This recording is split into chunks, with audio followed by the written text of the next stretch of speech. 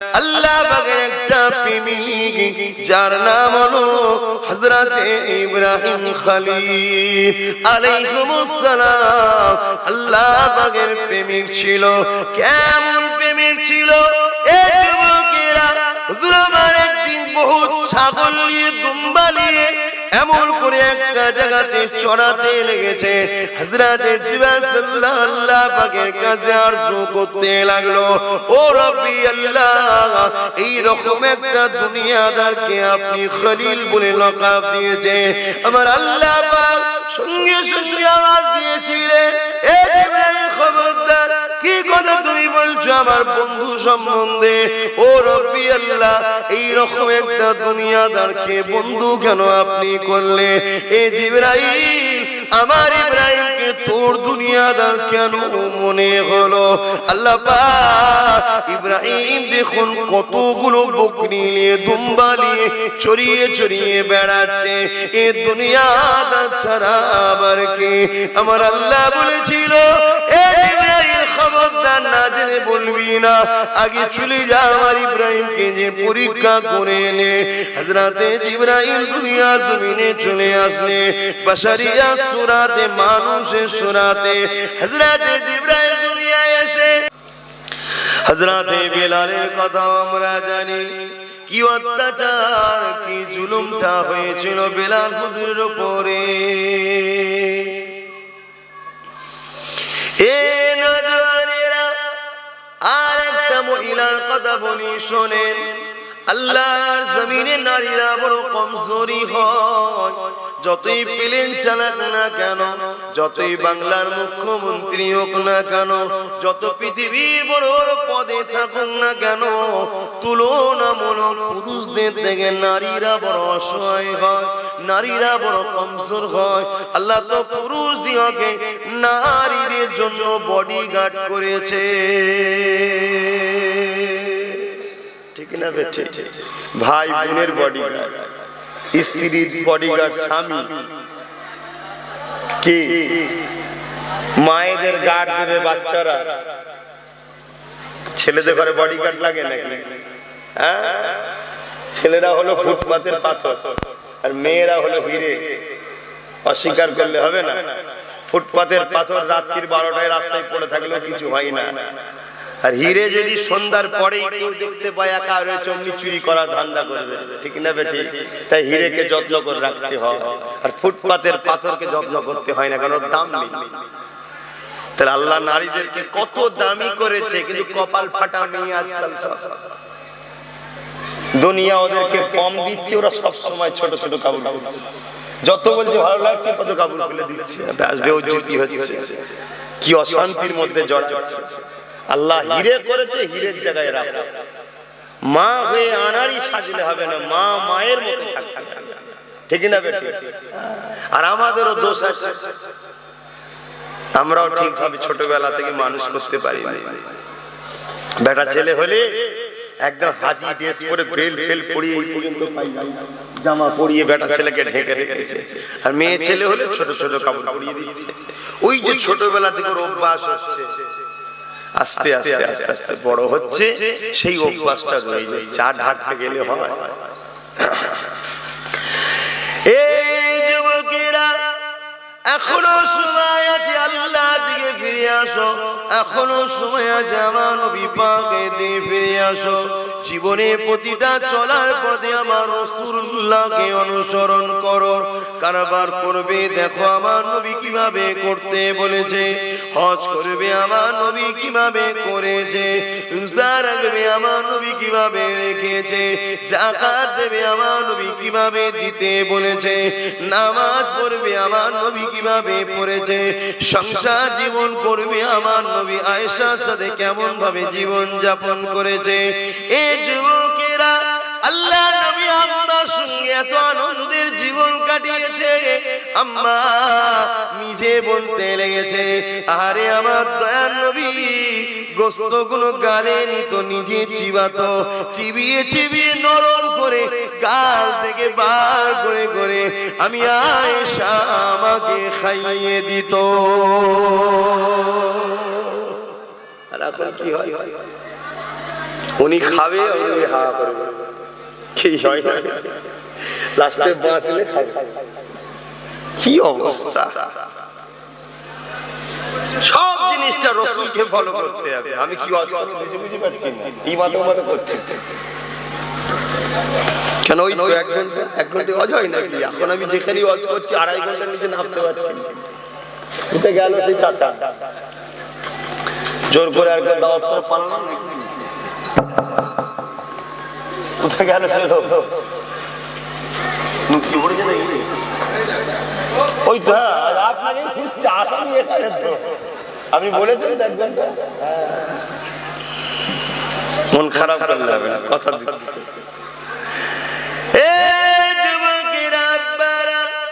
আল্লাহ নবী কিভাবে দুনিয়া জীবন যাপন করেছে সবই দেখতে হবে। আল্লাহ নবী কিভাবে ইহুদিদের সঙ্গে সম্পর্ক রেখেছে, আল্লাহ নবী কিভাবে মুশরিকদের সঙ্গে সম্পর্ক রেখেছে, আল্লাহ নবী কিভাবে গায়ের মুসলমানদের সঙ্গে মিশেছে, আল্লাহ নবী কিভাবে বিদেশির সঙ্গে সম্পর্ক করেছে, সব কিছু নবীকে দেখতে হবে। কেননা সৃষ্টিকর্তা মানুষ জাতির কল্যাণের জন্য লাকাদ কানা লাকুম ফি রাসূলিল্লাহি উসওয়াতুন হাসানা, আমার নবীকে আল্লাহ উত্তম মডেল করেছে। আমার নবী ছাড়া অন্য কোনো ভাবে যদি তোমরা সম্পর্ক করো, জীবন যাপন করো, সংসার করো, কারবার করো, নামাজ পড়ো, রোজা রাখো, কোনোটা তোমাদের জন্য লাভ হতে পারে না। আর আমার নবীর অনুসরণ করে যেটাই করবে, যতটুকুই হোক না কেন, সামান্যটাও আল্লাহ দরবারে এবং দুনিয়াবি জীবনে উভয়টাই লাভ হবে। এই যুবকেরা আব্বারা, এমনকি তুমি যদি রাজনীতি করতে চাও, তুমি যদি দেশকে চালাতে চাও, দেশের লিডার হতে চাও, দেশের মন্ত্রী হতে চাও, দেশের বাদশা হতে চাও, দেশের ইমাম হতে চাও, তাহলেও তোমাকে দেশ কিভাবে চালাতে হবে, জনগণের প্রতিনিধি কিভাবে করতে হবে, এটাও আমার নবীকে দেখে শিখতে হবে। আমার নবী যেভাবে বলেছে ওইভাবে যারা জনপ্রতিনিধিত্ব করবে, আল্লাহ নবী তাদের জন্য রেখেছে দুটো খবর। একটা হলো দুনিয়ার মানুষ তোমাকে সদা সর্বদা ভালোবাসবে এবং পরকালে জমিনে আল্লাহ পাকের আরশে আজিমের ছায়া পাবে। সবটা নবীকে ফলো করতে হবে। আজ আমরা ফলো করছি না বলেই তো আমাদের এত সমস্যা, এত বিপদ, এত মুসিবত। এই কারণ, অন্য কিছু নয়।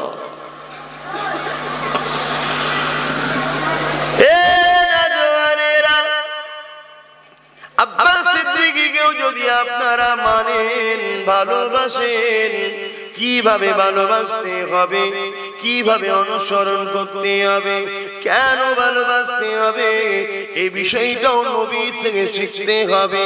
আমাকে দেখে নবীকে ভালোবাসলে হবে না, নবীকে দেখে আমাকে ভালোবাসতে হবে। কিন্তু দুঃখের বিষয় আজ মুসলমান আলেমকে দেখে নবী চেনে, নবীকে দেখে আলেমকে চেনে না। এই জন্য মুসলমানরা ধোঁকায় পড়ে গিয়ে একদল মুনাফিকদের পাল্লায় পড়ে যাচ্ছে। তারা বড় সুকৌশলে আমাদের ঈমানকে লুটে নিয়ে যাচ্ছে। আমরা যদি আলেমকে, নবীকে সামনে রেখে আলেমের বিচার করি, যদি সে নবীর কাতারে পাওয়া যায় তবে মানব, নচেত মানব না। তাহলে জমিনের উপরে কোন আলেম, কোন পীর, কোন মুফতি আমাদের ঈমানকে কখনো লুটতে পারত না। ঠিক না বেটি? সমস্যা তো এই জায়গায়। আমরা আলেমকে দেখে নবীর বিচার করি।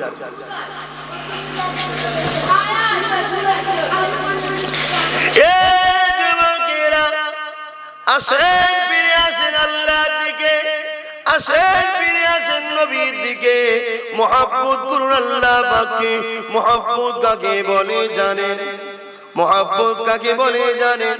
মোহাব্বতের নমুনা দেখে এলেন আল্লাহ পাকের একটা প্রেমিক, যার নাম হলো হযরতে ইব্রাহিম খলিল আলাইহিস সালাম। আল্লাহ পাকের প্রেমিক ছিল। কেমন প্রেমিক ছিল? এই যুবকেরা, হুজুর আমার একদিন বহুত ছাগল নিয়ে, দুম্বা নিয়ে এমন করে একটা জায়গাতে চড়াতে লেগেছে। হযরতে জিবরাইল সাল্লাল্লাহু পাকের কাছে আরজু করতে লাগলো, ও রব্বি আল্লাহ, এই রকম একটা দুনিয়াদারকে আপনি খলিল বলে লকাব দিয়েছে। আমার আল্লাহ পাক সঙ্গে সঙ্গে আওয়াজ দিয়েছিলেন, এ জিবরাইল খবরদার, কি কথা তুমি বলছো আমার বন্ধু সম্বন্ধে? ও রব্বি আল্লাহ, এই রকম একটা দুনিয়াদারকে বন্ধু কেন আপনি করলে? এ জিবরাইল, আমার ইব্রাহিমকে তোর দুনিয়াদার কেন মনে হলো? আল্লাহ পাক ইব্রাহিম দেখুন কতগুলো বকরি নিয়ে, দুম্বা নিয়ে চড়িয়ে চড়িয়ে বেড়াচ্ছে। এ দুনিয়াদার ছাড়া আবার কে?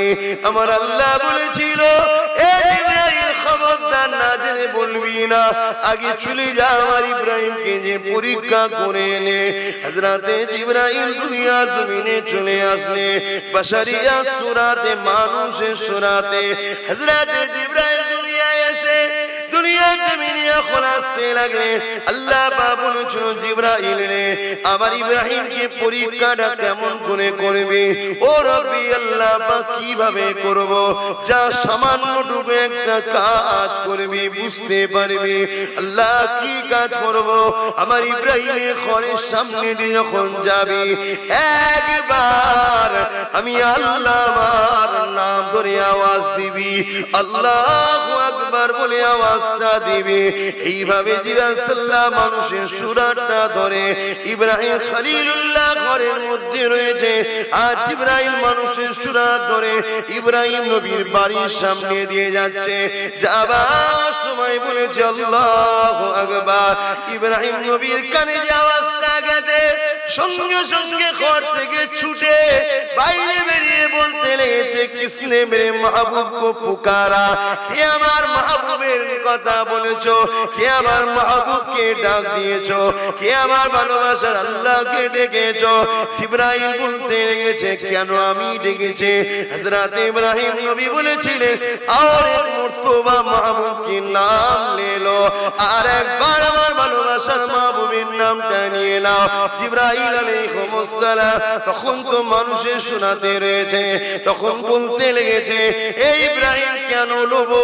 আমার ইচ্ছা গিয়েছিল তখন নিয়েছিলাম, তোমার কথাই আমি কেন লোবো? ইব্রাহিম নবী বলতে লেগেছে, তুমি যদি আমার মাহবুবের নাম একবার যদি নাও, আমার যত বকরি দুম্বা আছে তার অর্ধেকটা তোমায় দিয়ে দেব। একবার আল্লাহ নামটা শুধু শোনার জন্য অর্ধেক সম্পত্তিতে দেবে। শুনছেন ভালোবাসা কাকে বলে? পারবে না? আমি তো এতক্ষণ আল্লাহ আল্লাহ করছি, পকেটে যা আছে বার করতে পারবো? বলুন দেখি, ইমান কত তেজ আছে? পারবেন? পকেটে যা আছে বার করতে পারবেন?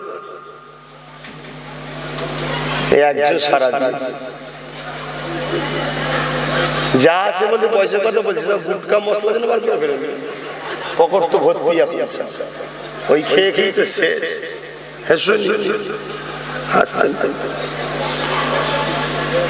ইব্রাহিম সাল্লামের কথা শুনে জিবরাইল আলাইহিস সালাম তখন তো মানুষের সুরাত ডাক দিল, অর্ধেক বকরি দুম্বা যা ছিল তার অর্ধেকটা নিয়ে এসে দিয়ে দিল। চলে যাচ্ছে বকরি দুম্বা নিয়ে। ইব্রাহিম সাল্লাল্লাহু আবার ডাক দিয়েছে, আল্লাহর বান্দা আর একবার ডাকা। তখন আবার বলছে, আমি যদি ডাকি তুমি কি দেবে? বলছে, আরো যে অর্ধেক আছে ওটাও দিয়ে দেবো। জোরে বলুন সুবহানাল্লাহ। আবার ডেকেছে, আবার দিতে। ইব্রাহিম সাল্লাল্লাহু আবার বলছে, আর একবার ডাকো। বলছে, তোমার তো সব দিয়ে দিয়েছে, এবার কি দেবে? বলছে, আমার মাহবুবকে ডাকলে আমি নিজেকে তোমাকে দান করে দেবো। জোরে বলুন সুবহান। আরো জোরে বলে। তোমাদের মোবাইল দিতে পারবে? কি গো, এতক্ষণ তো আল্লাহর নাম ডাকছি, দেবেন মোবাইল? এই ক্যামেরাওয়ালা দিবি? মাথা মুখ ঘুরিয়ে রেখেছি, দিবা ধান্দা নিতে দিতে পারবি? টেনশনে লিয়া লিয়া লিয়া আলহামদুলিল্লাহ।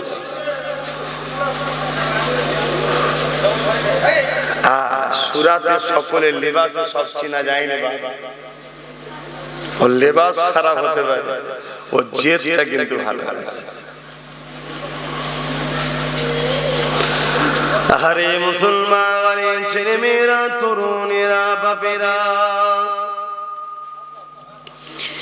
এ জওয়ানেরা, দুনিয়া ছেড়ে সবাইকে চলে যেতে হবে, কিছুই সাথে যাবে না, যাবে শুধু ঈমানদারদের সাথে আমল। বেঈমান যদি হয়ে যায় আমলও নাই, কিছুই না।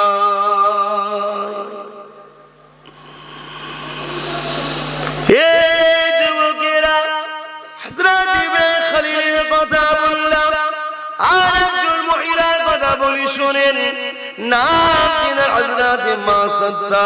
এমন করে ফিরাউনের জালিম বাদশার পিয়নে তিনি ফিরাউনের ঘরের কাজ করিত। গরীব মানুষ ছিলেন, আল্লাহ পুত্র সন্তান দিয়েছিল, স্বামী আর তিনটে সন্তানকে নিয়ে ফিরাউনের ঘরের কাজ কাম করে দিত। তার বিনিময় যতটুকু মিলাতো ওতে খুশিতে শুকরিয়া আদায় করে জীবন যাপন করত। মুসা কালিমুল্লাহকে নবী বলে, আল্লাহকে আল্লাহ বলে ঈমান নিয়ে এসেছিল। ফিরাউন ঘোষণা করে দিয়েছিল, আমাকে দিকে খোদা বলে না মানে তাকে কতল করে দেওয়া হবে। ভারতের মুদিয়া খুনে এরকম বলেনে, অমিশা খুনে এরকম বলেনে। এতেই মুসলমান যদি খাবরে যাও, কাল যদি বলে ফেলে তোমাদের কি দুর্দশা হবে। ঈমান বাঁচানো বড় মুশকিল তোমাদের জন্য হয়ে যাবে।